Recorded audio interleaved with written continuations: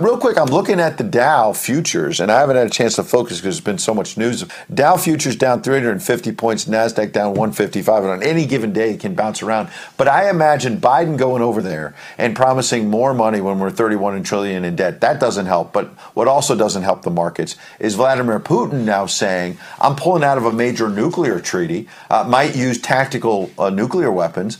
And Zelensky, Biden's buddy, saying, if China gets involved here, Stephen, we have World War III. This is big stuff.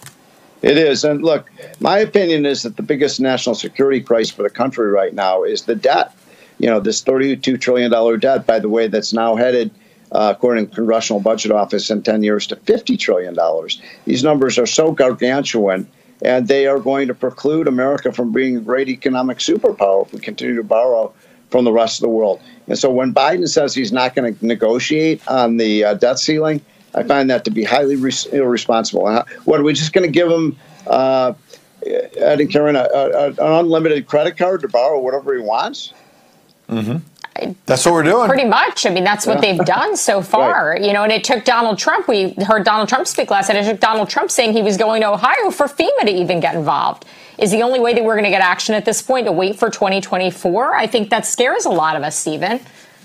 Well, you know, I was struck by what you were saying about, you know, Biden being in Ukraine and not being in Ohio.